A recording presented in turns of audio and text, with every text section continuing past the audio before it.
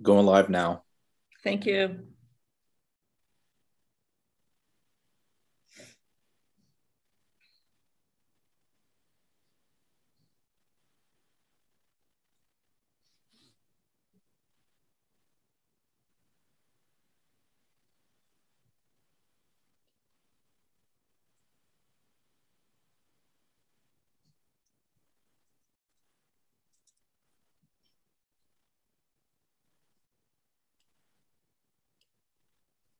There's Sarah. Are we waiting Hi, for anybody Sarah. else?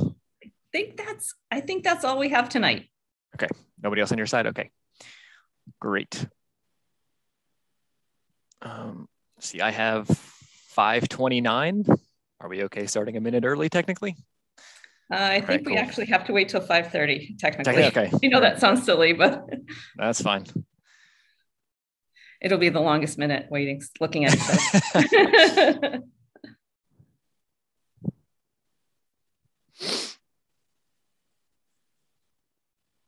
Thank you, though, Kevin, for putting all the time in that you have into researching and crafting this document and being interested in curriculum. The other day, we kind of geeked out for a while talking about curriculum together. Probably the first of many times. Yes. All right, it's 5:30. There we go. All right, it's officially 5:30. Therefore, I'll call this special virtual meeting of the Stonington Board of Education Teaching and Learning Subcommittee officially to order. First item on the agenda is the approval of our January 13th, 2022 minutes. I assume we have to formally vote on this. We have to conform to Robert's rules and everything, you do. Right? You need a motion and a second. Okay, so I have a motion for the approval of the minutes. Motion of approval of the minutes. And a second. I'd second that. Great. All in that favor. Makes it tough, huh, Sarah? Yeah, right. Yeah. Now we know the drill. Right. Thank you both. All in favor. You get to do it next time, Sarah. Okay, we'll just trade back and forth. AB pattern. Yeah. Yeah, right. All in favor of approval then. Great. All opposed. Okay, the three of us, unanimous vote on approval of the minutes. Wonderful. Item number 3 is the teaching and learning role and goals. So I'll kick us off here. Marianne, you kind of just introduced that, but I'll add a bit to it. So between our last meeting and this meeting, I took quite a bit of time going through bylaws, state statutes, the last couple of years of minutes for the Teaching and Learning Committee, archived minutes of the Teaching and Learning Committee, all because I always like something to go back to and have something kind of cut and dry for me to use. And pretty much when I do anything, I like alignment. It kind of goes back to the teacher and me and creating curriculums myself. I kind of like having things kind of by the book. And I want to know what the book is. I'm outlining my roles and responsibilities. So not that I was disappointed by all of the materials that were there, but I just wanted something together and organized in my own sort of way. So I kind of took that idea and ran with it. And I found a couple of state statutes and I found a couple of bylaws that I know were applicable to us. And I really liked the outline for the curriculums that this committee has put together so far. So I kind of stole your idea and your formatting and your color scheme and everything. And I created our own curriculum, if you will. I can share my screen if we can all kind of look at it together. Yeah, that's really good idea. Fine? Okay. Let's see. Oh, I actually can't even share my screen. Maybe Stephen can help me with that. Yeah, 1 second. Cool, thank you. Yeah, so I thought we can take a couple of minutes going through this a little bit. I'd love to hear some feedback, likes and dislikes and requested additions and whatnot. Go ahead and try now. Okay, yep, okay, that's great. Which screen is that? 3. There we go. Yeah, so again, I stole kind of the our outline that you're familiar with. Here's all our Board of Ed members. Here's our Teaching and Learning Committee members. I'd love to get some input on if we should have our own sort of core statement or our vision for the Teaching and Learning Committee. I'd like some feedback there, but before we focus just on that part, I'll give you kind of the lay of the land quick. Here's our district curriculum philosophy that I took from your other documents. And then instead of state standards, we have state statutes and bylaws. So I have those outlined here. I'm not going to read them word for word. They're here. And then from those state standards from those state statutes and bylaws, I kind of made our, I have big ideas, just like we have in the curriculum. I have essential questions that get aligned to those big ideas, just like you would in a curriculum. And then kind of from all of this, I started to outline roles and responsibilities as they also align to those bylaws and statutes. And I'm looking at this committee not as kind of two separate entities, but we kind of are. We are one unit, but I'm calling the curriculum professionals or your district personnel here, the district curricular professionals, or as Marianne refers to you as the squad. But there's that side of the committee, and you have certain roles and responsibilities as I have found outlined in the bylaws and statutes. And then we have the Board of Education members of the Teaching and Learning Committee, and we have our roles and responsibility as outlined in the bylaws. And then together we make what we are as a Teaching and Learning Committee. And so I really liked what I had found, and I think this sort of format works. I don't want it to be too rigid, but I always like to have something that says, this is the lens that we're going to put over the curriculum that gets presented to us. And these are the sorts of questions we can ask, or at least the essential questions that can lead our questioning to kind of guide our conversation. And then when we do recommend some of these curriculums to full approval to the board, if they say, what did you ask? What did you actually do? We have something to show them. Like, this is what we did. This is our process. So that's kind of the idea I'm working with here. Nothing set in stone. I'd love to get some feedback from you all. And I can I'll open up the floor now. I'm anxious to hear some comments. I'm just, again, this goes to our compulsive nature, Kevin. I'm just wondering, like, the other subcommittees don't have a vision statement or goals. I'm wondering if really the goals, the vision and the goals are what you have outlined on the what we will do. Sure. That's just one thought. That's just kind of an easy thing. And then the other thing I was looking at, as I'm looking at the big ideas and essential questions, some of these things are check boxes that, we can keep them on the checklist, but like we're not going to breach a contract. We're not going to not pay people for their time that kind of thing. And then the other one that was, and we don't bring anything forward that's not standard. Like, to me, the big things that you need to have your eyes on are standards-based, the program of studies, and the relevancy of the documents. That you had some really good questions about, like, well, who decides that and what is that? But that, to me, those are kind of the big ones. And the idea of choice and voice for the kids.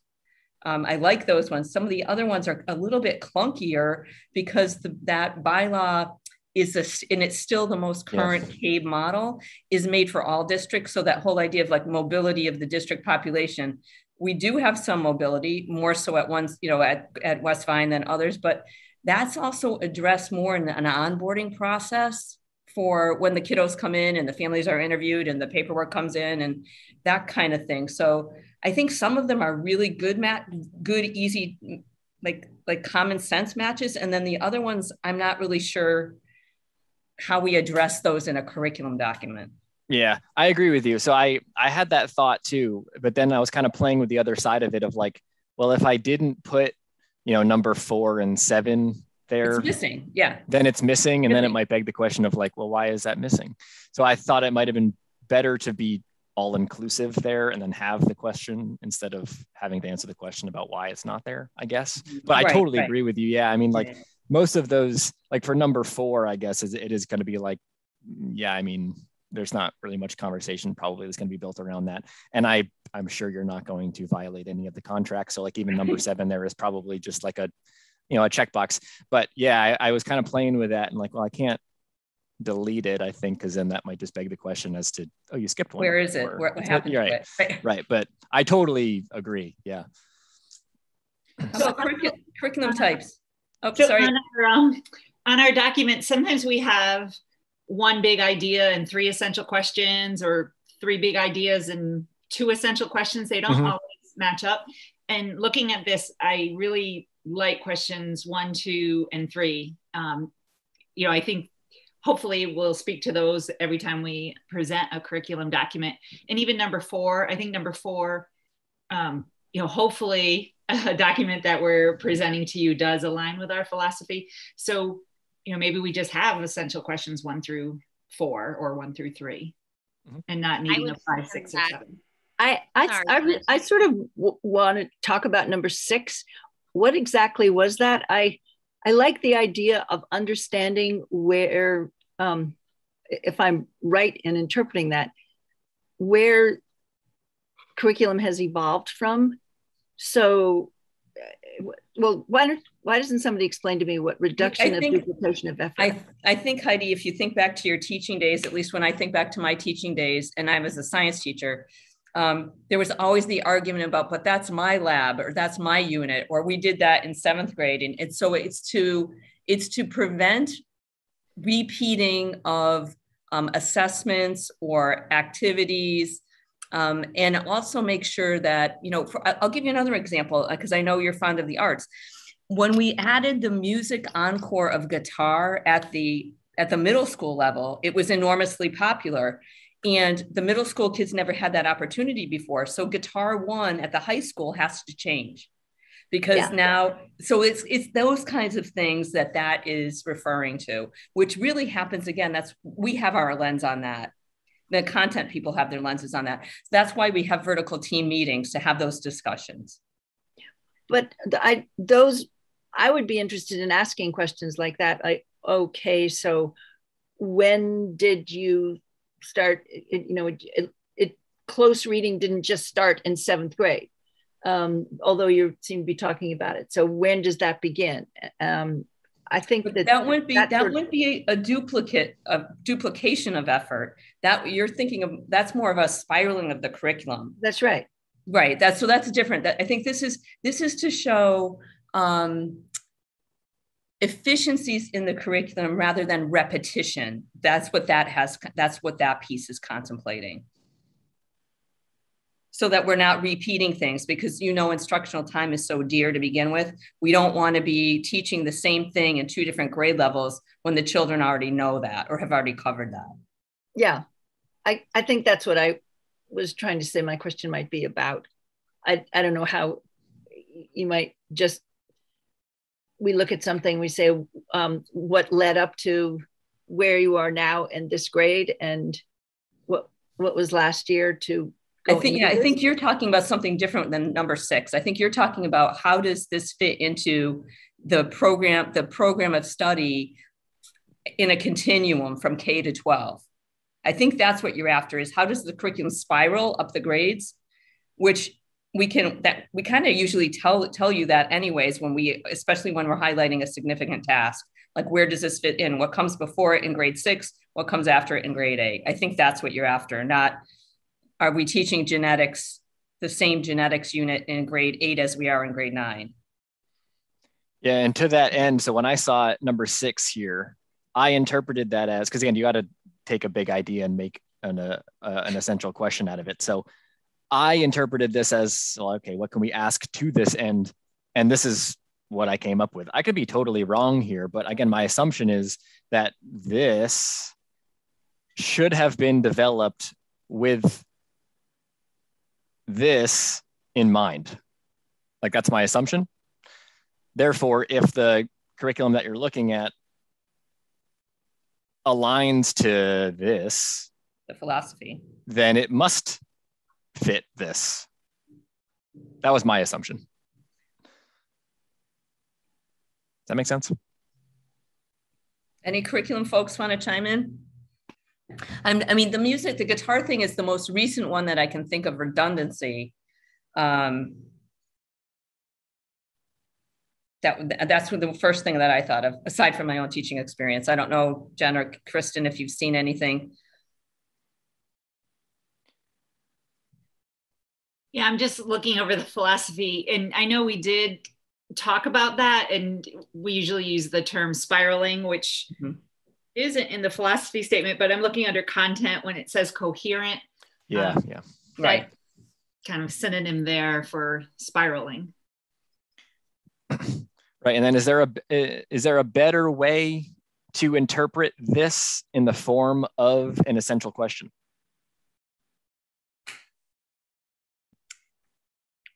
I mean, I think I like the way that you've tied it into our district curriculum philosophy. And to kind of go on to what you were saying of your assumption is that is exactly what we did as a curriculum squad. We thought of the documents and the format that we use and the important pieces, of what make up a curriculum when creating that philosophy. So we do, really keep that at the philosophy is a forefront when we're creating curriculum. So I do think that is, that's a perfectly fine question. And I think it's a nice way to, ask for A6. And I think it's very easy for us to answer when we're describing our pieces. Okay. It also, to that end, Kevin, the philosophy may also link to number 2. Yeah. On the big idea. That's true. So I could even add a 2 to that, A2 and 6. That's a good point. Heidi, does that kind of clear up your original question with number 6?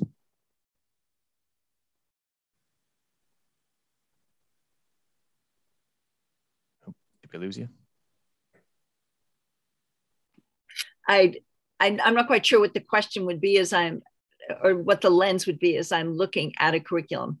So, yeah, that was kind of my struggle with that one too. And that's why I was kind of not constrained. That's a wrong word, but I felt it was best just to ask if it was aligned to the curriculum philosophy, assuming that the curriculum philosophy was created with the, like that coherent word, and that the curriculum was made to fit that number 6. So yeah, I think we'll leave it up to like the curriculum directors, Marianne, and whoever else is talking to us about whatever curriculum we're looking at to explain how it does relate to that curriculum philosophy. And then the assumption would just be that, yes, number 6 is taken care of.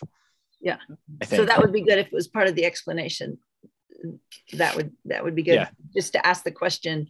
And the answer would just be yes. Kevin, I just want you to know that in the past, we have kind of done this informally. So you're just really memorializing kind of the steps that we go through. Yeah, I'm sure. Yeah. Right. And again, I like having something. Yeah, the checklist. Yeah. So exactly. It's still the teacher in me. Once a teacher, always a teacher. So okay. So any other thoughts?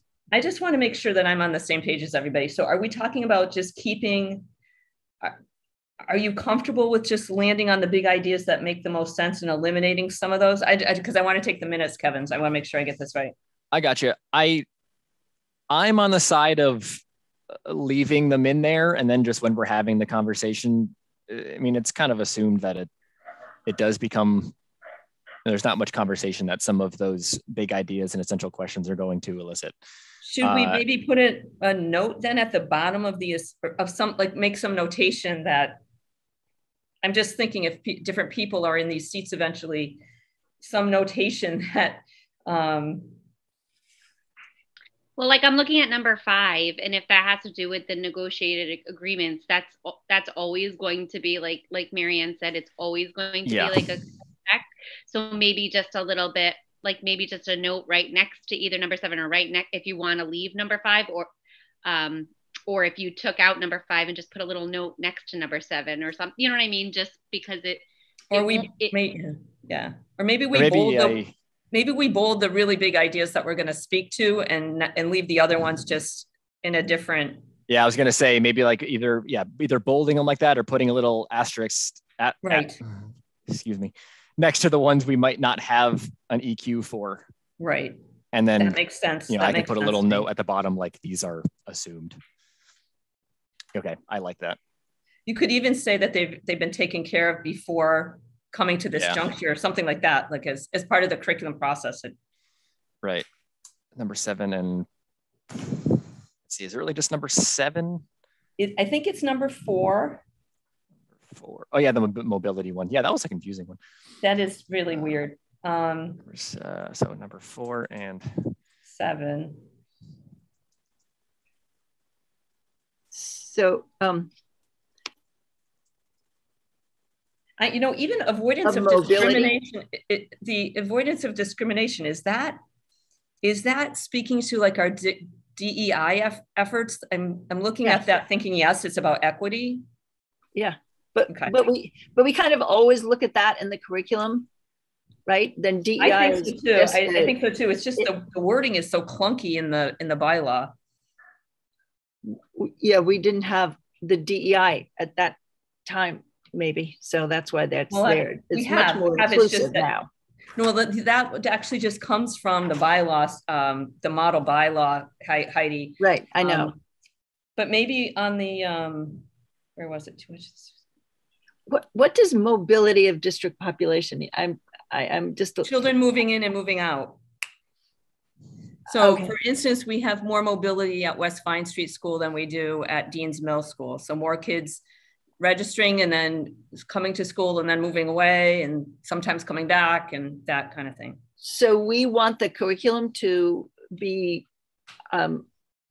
attuned to this mobility of district population. Yeah, I think that's what I addressed at the beginning, was the fact that really, the mobility of the district population is really addressed in the process of onboarding a new student. In other words, there's an interview with the family, we get the paperwork from the schools, there's a school visit.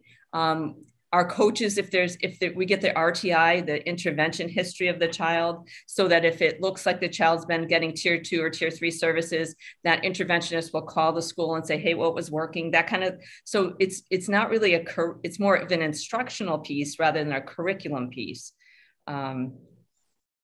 The only other component, Heidi, that I can think of that whoever crafted this model policy was, and I shared this with Kevin, the only other thing that I can think of is at the elementary level, many districts, including ours, have reading programs and math programs. So if you're coming from Groton that has whole language reading, and then you come in to Stonington, you have Wonder's reading program. Those are different animals, if you will. However, it would still go to the onboarding process of the teachers and the interventionists uncovering that and then transitioning the child into, okay. Yeah, you see what I'm saying? I get its point now, but I don't get why we use it as a lens for assessment. I'm not sure. Again, Heidi, this was a policy, a bylaw rather, that was passed based on an exact model from CAVE. So it was boilerplate language that was developed by lawyers who have the whole state in mind, rather than, so they always have that urban lens of having, large populations, or military districts where they have large populations of kids moving in and out. I don't know. I originally had that same question of what the word mobility meant. And I wasn't sure if it was talking about students moving in and out of the district, or if it was more like will our curriculum help foster the student's ability to move up a social ladder? Like, is that what they mean by mobility? And then I figured the former. And then the reason why, I figured the former. And then when Marianne agreed, the reason I took mobility of district population and made that, does it align to state and national standards, was because one of the inspirations for the Common Core when it was being developed in 2008 through 2010 was standards differed state to state, assessments differed state to state. How do you compare states to different states? So wouldn't it be cool if it was more uniform? And now, if you have a student move schools, you have a student move states, they're going into the same, they're following the same standards, they're used to the same sorts of stuff. So that's where I ended up with this question. So that was I don't know. That's how I interpreted it.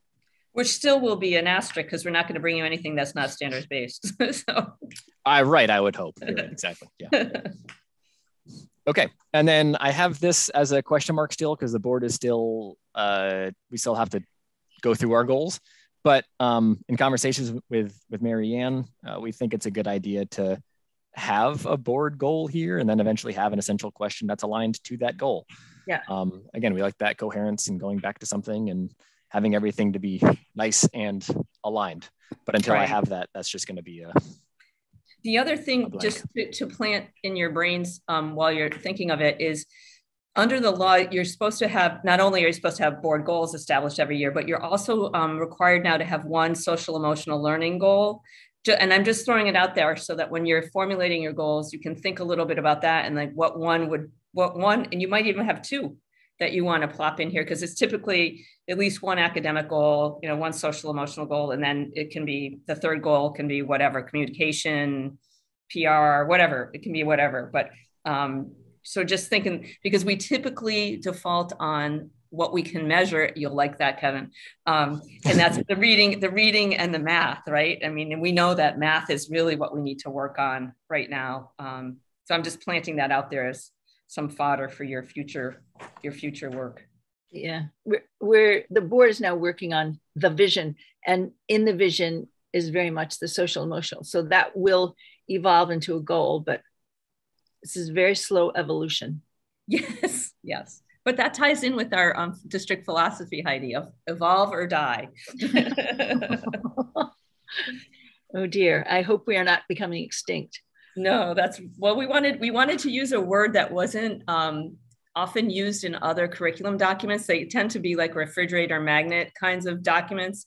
And we thought that one was kind of neat in that we want to keep our curriculum changing because the world changes, and the kids need, that relevancy, to see that relevancy to their own lives. Great bumper sticker for Stonington cars. Right? Yeah. And then, SHS underneath it or something. Evolve. Yeah. Or die. So I don't know I don't know how we'll market that one. Good. Kevin, is there any other component that you want some more feedback on, or? No, I don't think so. I mean, I was playing with the idea also, like, again, I like taking notes. That's what I wanted to talk about. So like, I think, and totally my opinion, this could just be for personal use, but once you have essential questions hashed out, I was thinking of just having like a little note-taking sheet that had your essential questions and whatever other questions you had that aligned to those essential questions that you could kind of organize on a sheet or something for note-taking purposes. And then just a guide to conversation and guide your note-taking. And then eventually the whole point of us having these conversations is to whether or not it's ready to be sent to the full board for approval. So this was just an idea I was playing with. Is this for you? Is this for the board members to take notes on our presentation? No, I was thinking of it more for us, like in preparation for these meetings, our teaching and learning committee meetings. Oh, you folks would be crafting questions around each EQ as you are thinking of them, and then give them to us to address. Right. Basically, like when we meet in the teaching and learning meeting, then we've prepared these, and this is what. Exactly. I was just looking at this as just a thought guide. Yeah. Okay. And that's so would you get those to us ahead of time, Kevin? We try could, to, if you'd want to, sure.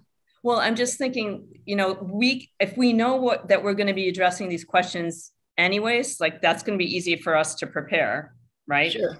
But then sometimes there's it's always helpful if we have questions that are other than these ahead of time, just in case we have to go to somebody else. And like Marika's here tonight, she's really the expert in that. We were not the expert in every single course that comes forward. And we don't always have teachers who are so generous with their time. So just a thought that if there are other questions, and you don't even have to put them under one of those buckets necessarily, that it's always appreciated to get those ahead of us. And we'll just use that, the EQs as our roadmap when we present new curriculum. Gotcha. Okay, that's good. Yeah, absolutely. So that's good to know. And I'm still unclear about, I have no problem sending questions ahead of time, but as it's my understanding that whatever I send ahead of time would then have to come up in the meetings, because we're public, we have to share what we're doing. But I guess as long as whatever I send, we then talk about it should be fine. correct? Is that how that and works? I think as long as everybody, like as long as the full board has knowledge of it. Okay, great. Yeah. Okay. Yeah, because I think these essential questions, again, my idea here was these are here to guide the conversations, but obviously there are questions that could pertain to certain curricula as they pop up that will kind of fall underneath these other questions as as we go and whatnot. And I have no problem preparing questions and sharing them 2, 3, 4 days ahead of time. I don't, that's fine. That's great. And we know that there's going to also be the natural piggyback of questions when another person hears questions in real time. Yeah. That's fine. Cool. Yeah. Okay. So I think I'm in a good place here. Any other comments on this document before we move on? I don't have a question on the document per se, but kind of like what Marianne was saying, typically in the past when we've introduced a document, we talk about the highlights, kind of go over the scope and sequence, and having these questions is a great guide. We can, definitely answer them as we go through our little spiel about it. Is that how you foresee going forward with us kind of sharing a document? Yeah, I don't see why not.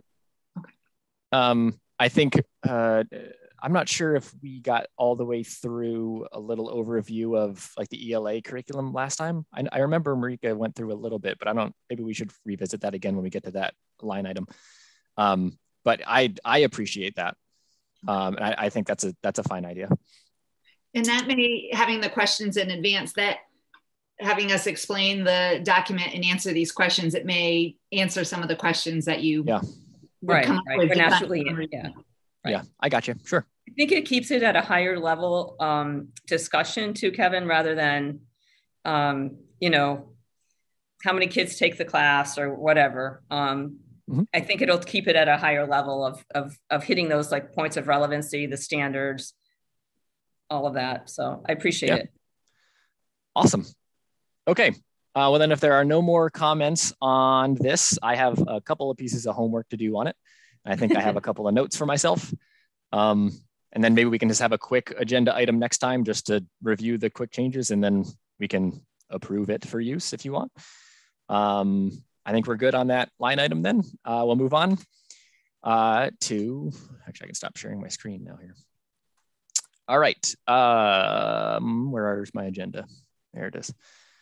All right, item number 4, grade 7 ELA. And I think last time we gave Marika a quick chance to walk through it. Do you want another 2-3 minutes just to refresh our memories, or do you want to? I remember saying last time I have a lot of questions, and I do have a lot of questions, but I'll give you a minute just to reintroduce it if you'd like. I don't remember if we cut you off last time or not. We had such a short meeting last time. It was like speed dating. Yeah. If anybody has any direct questions, maybe we can just do that, Kevin, because I know we're so short on time. I don't want to waste anyone's time going over that you might already know. Sure. I have a lot of questions, but I'll kick it to Heidi or Sarah first. I took up all the time last time with my questions. Okay. I know. And then you were very polite, very gentlemanly. I really think it's your turn. I concur. I concur with Heidi. Great. Can I share my screen of the curriculum? Sure. Okay. I feel like you're doing all the work tonight, Kevin. That's okay with me. And I enjoy this to the max. So it's not really work for me. Oh man, is that the right screen? Yes. Yes. Okay. All right. So yeah, I do have a lot of questions. But before I really get into those questions, I want to preface my questions with, I think we as a teaching and learning committee, curriculum committee, are in a really unique position because of the composition of this committee. I think Marianne, Kristen, Jen, Marika, in this situation, because we're looking at your curriculum, you are the experts here, you are the professionals here. But I think this board has a really unique makeup, particularly with Heidi, Sarah, and I being on this committee, because we all have teaching experience. I believe we all have curriculum development experience, and we can kind of speak some of this language. And I think when it comes to asking these questions and having these conversations, we'd be doing like our students a disservice if we didn't in a competitive manner and fun, lighthearted manner, challenge you in a good way and ask the tough questions and have really good conversations. So the questions I have tonight are going to be similar to questions that I'm going to have with most curricula that get put in front of me. But again, I assure you, my questions come from a good place, from an education place, and really trying to give myself and others listening and parents and those that we represent a chance to learn more about the curriculum, and learning from you three expert, or four in this case, Marika's here, you four experts, and learning more about what you're doing and why.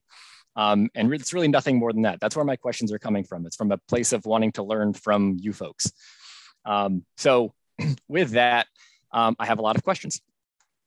And I'm doing this in order of like page number. I think that's the easiest way to go through this. So my first question is, so let's see here. So I see that there's 13 standards that are for Unit 1. And I think, Jen, you kind of spoke to this a minute ago. So there's 13 standards for Unit 1, but then there's 2 big ideas and just 3 essential questions.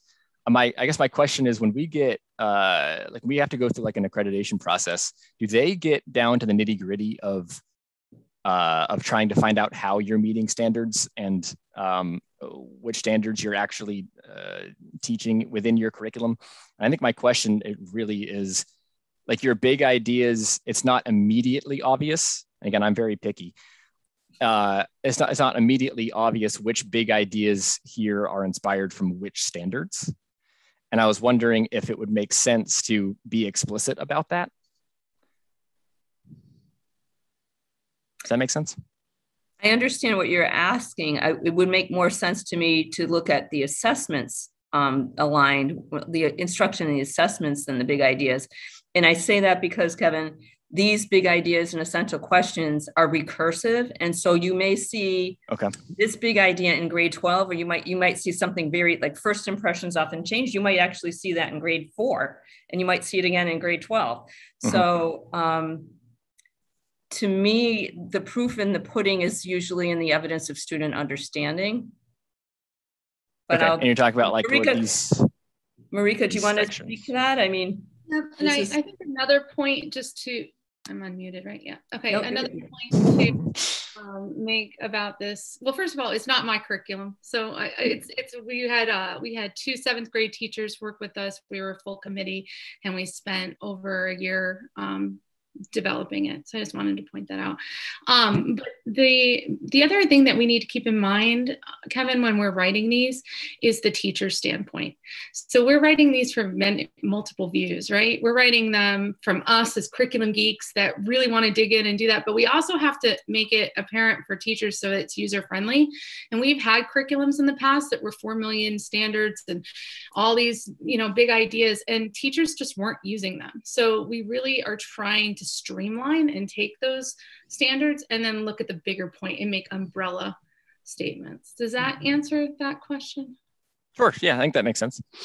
The other piece of those big ideas, and I always use this, I don't know, do we have any, Heidi, you might not like this analogy, but I always think of the big ideas as like when somebody's 61 like I am, like what are they going to really remember about a particular course? And I always say, the big idea about Shakespeare is everybody dies and nobody gets what they want. But it's like those core ideas that we want kids to take away and really resonate with them. So that there will be many standards that are going to hit those.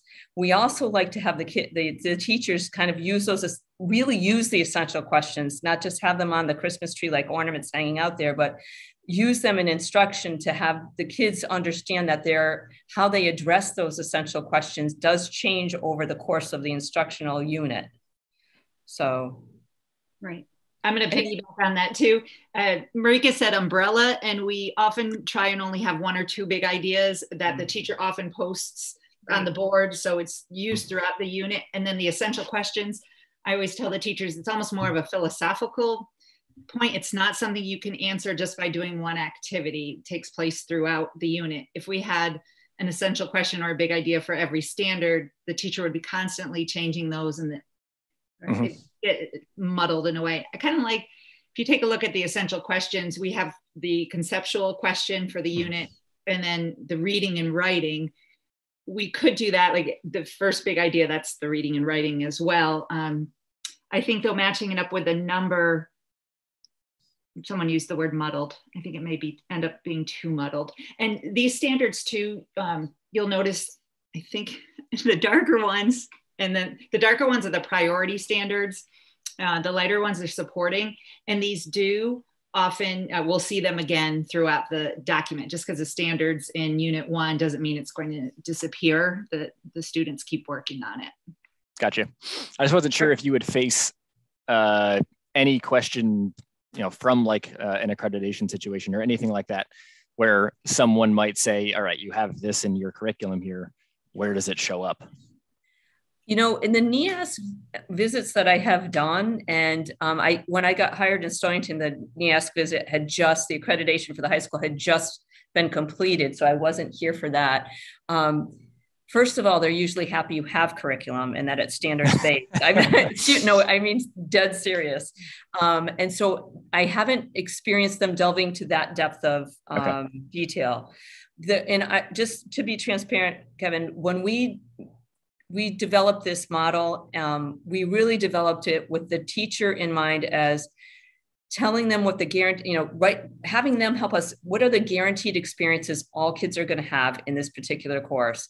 But because we still at our heart are all classroom teachers, we wanted to make sure there was wiggle room for the creativity and the teacher to have choice and some, wiggle room on like what an assessment might look like, or what modality they might have the kids working in. So you'll notice in the phrasing of some of the assessments or learning activities, it will say such as, or for instance. So we're not telling them it has to be this.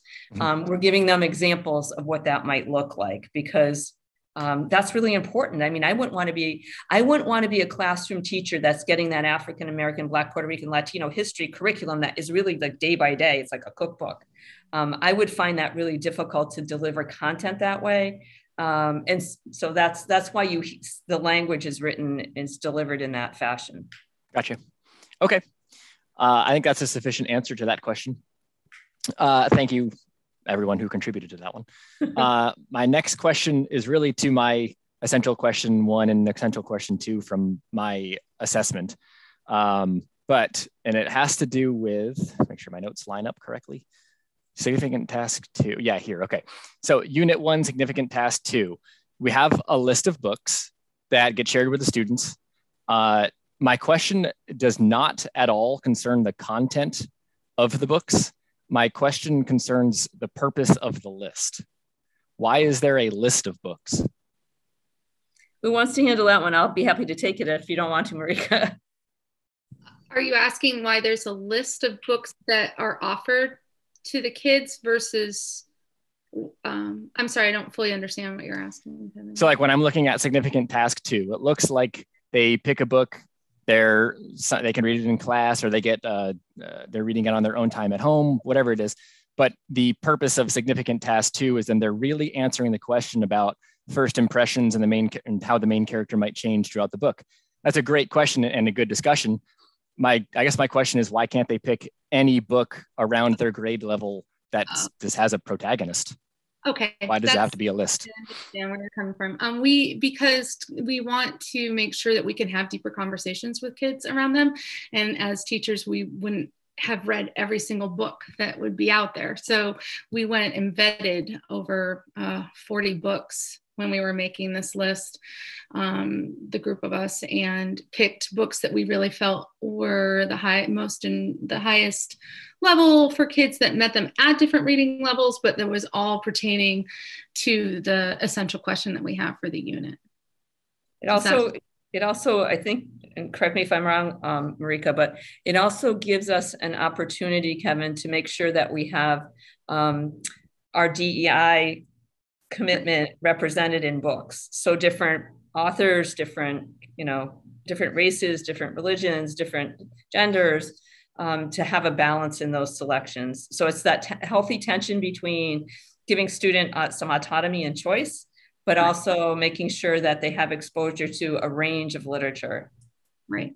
And also those books are going to be revisited in Unit 5. And so we wanted books that also were centered around global issues as well.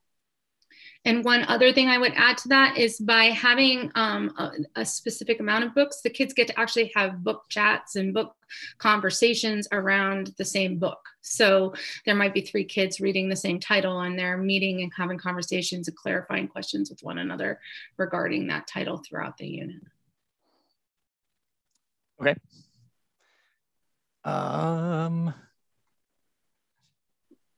Let's see, next.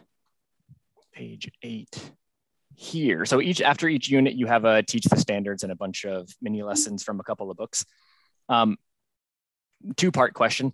How is it decided what student needs what? Because that seems like a really independent thing.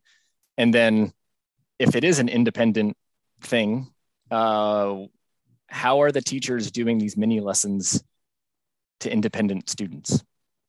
Great question. So when we met with, when we first started developing the ELA curriculum, we had these resources from Jennifer Sarabello that we brought in, and some other resources to help our teachers when they need to target instruction. So we're really breaking away from a one-size-fit-all instruction and doing, looking for groups of students that might need extra support in a direct area.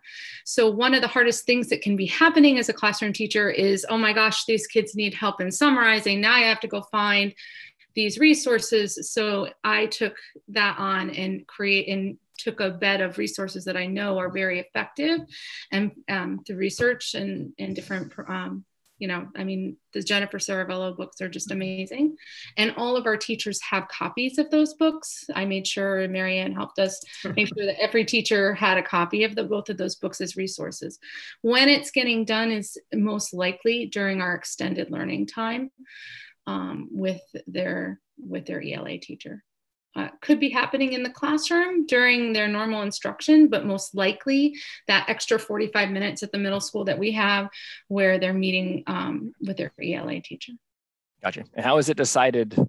Is that like on a teacher to teacher basis on like through formative assessment? Formative assessments, right. And sometimes they'll notice that the whole class has a weaker. That's a lot of what we're doing right now. We're noticing there's a significant amount of kids that had a weaker area here. So we might pull in one of those mini lessons into our instruction based on that and conversations they're having with me as a coach.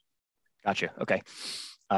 Next quick question. There's a couple of units that have this, and this just might just be because it was like, there's nothing listed, and I don't think there was any informational text throughout this unit, but is that fine just to leave it blank? I don't know if it's just blank. That's really my question. It was like, yeah, why is it there, I guess?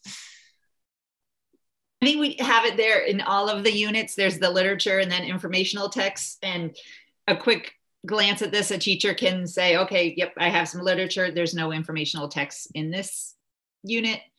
Okay.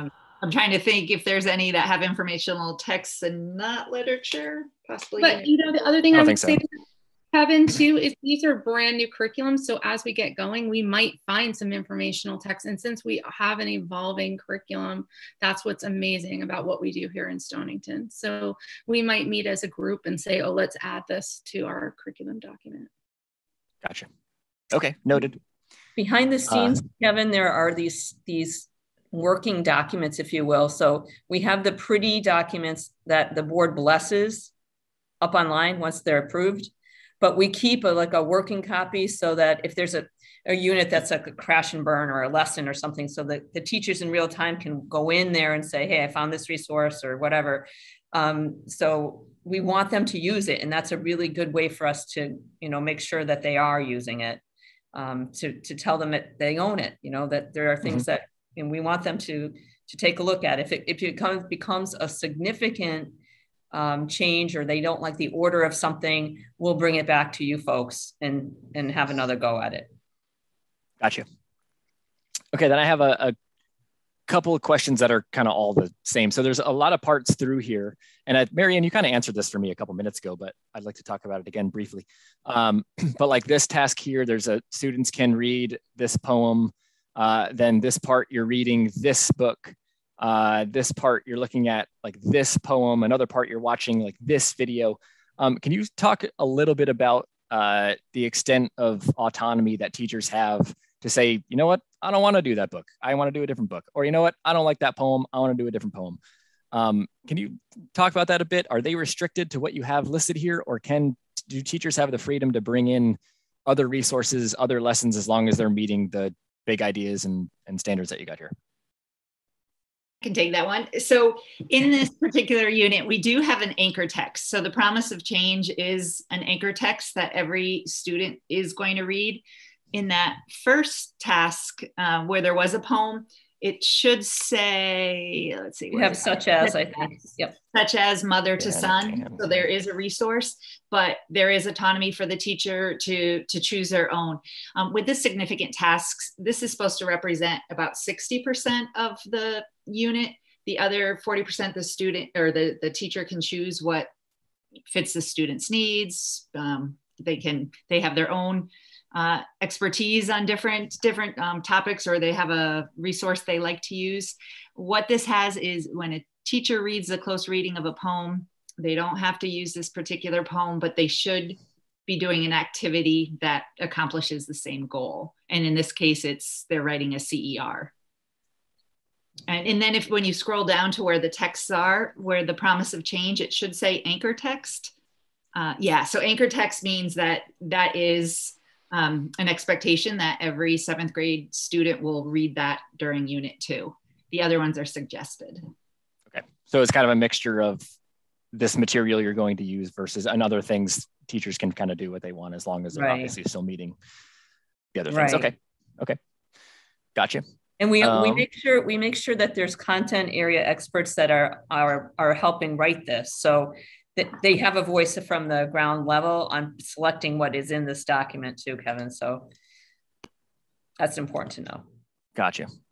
Okay. That takes care of a lot of those questions. I just want to keep an eye on the clock at 6:20. I think if we can give a 5-minute swing for our tech people, that would probably be good. Okay. I'll pick one more. And I think you kind of answered this a little bit. Let me find the spot exactly. Here. So like my question about the book list, I'm not questioning the content. I'm questioning the purpose. Why are there, because I looked through a couple other, I think I looked at a social studies curriculum too, maybe a math curriculum too.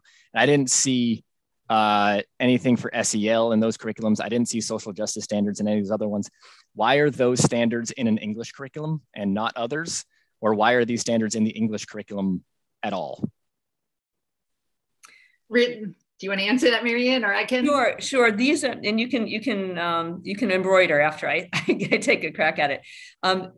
You didn't see them in other ones, probably because is this the most recent or one of the most recent curricula that has been written since we crafted our call to action in 2 years ago now, after George Floyd's murder. And we're becoming more deliberate in making those connections with the social justice standards. We haven't done any formal professional development around those standards with the teachers yet, because we didn't want them to think that's another thing. These are natural connections that are happening within English language arts, within social studies, sometimes within science even, depending on the content. But we thought we would start putting them in there, and it will be a foundation to have some of those conversations next year. So it's partially a timing piece, and similar to that with the social emotional learning pieces. There's a natural connection. So it's almost like making it more visible to the teachers about, look at all the things you're doing in addition to teaching literature. Ms. Bausch, do you want to add? Perfect. If we went back last month with the patterns and design course, there were some social justice standards, but Marianne's absolutely right. When we meet with the teachers, and Marika and I, when we were meeting with the language arts teachers, we've looked at the social justice standards, which are divided into 4 different anchors. This one is identity, there's diversity, there's justice, and action. And so as we go through the document, there are some of the other anchor standards that fit the unit. So the teachers now are aware of them. And our hope is that we will have a PD day sometime where every teacher will look at the social justice standards, and they're going to see that a lot of them already fit what they're teaching. We like to build natural connections among things, Kevin, instead of, because, you know, as a teacher, you feel like you're receiving things all the time and you don't always see the connections. And so this is a natural way to say, we're not asking you to do something else. You're already doing it. I got you. Okay, great. And not questioning the content, I would have asked the same question if they were farming standards. Right. So, okay, I'll cut that one off there, unless there's any other comment on grade 7 ELA. I would like to make one comment real quick before we go on this, that I really want to give a shout out to Lauren Hathaway and Josh Marsh, who worked tirelessly and for hours and hours. And really, this is a ground up curriculum. I'm just so proud of both of them. Great. Well, and thank you for leading them through it. So we appreciate your help in coaching them through it. So do I hear a recommendation to bring it to the full board? I think so. Do you have to formally vote on that too? No. Okay. All right. Yeah. Great. All right. That's fine. Heidi, I didn't see any reaction there. Are you good? Oh yeah. Okay. Sorry. I really like the questions, and I like, for example, to be able to look a little bit more closely at the curriculum and ask the questions, I think are important, because those are the kinds of questions that I get from parents. And then to know about the list of books that they are there to be discussed, and they're in book groups, and that there is some control over them, and the purpose of what the books are. We don't have to read them all. I don't want to read 40 books that are on a list, so I can. And if you ever want to read any, and again, we have copies of everything. So if you're ever curious, right, you can just let us know and pick them up. They're at Anna's desk, or I forget where you said they were. I think probably Carissa has them. Okay. Just give us a shout out that you're coming over, so we make sure that they're all set for you. Sure. So okay. Kevin, I don't think we're going to have enough time to address the next curriculum, even though it's not one that you have to approve. I do think you need to know about it. Yep, that's fine. So we can kick that to the next agenda, and then that's fine with me. Yeah, we are getting pretty close on time here. So that's fine with me if we can do that on the next agenda, and also put, I don't know, 5 minutes just to run through my changes on that, our document too. All right. Well, wonderful meeting, great questions, good conversation. I appreciate all the information all of you shared. It is the best committee, Kevin. I just have to tell you, it's like a really fun committee, and it'll be better when we're in person. I'm looking forward to this. This isn't work for me at all. This is what I'm into and what I think about 100% of the time anyways. And now it's just, I have different people to talk to about it. So this is wonderful. In that case, motion to adjourn. Motion to adjourn. Second, Heidi? Heidi's turn to second. There's a second. All right, meeting adjourned. Thank you all. See you a couple of Bye, everyone. Thank you. See you at the next party. Great job.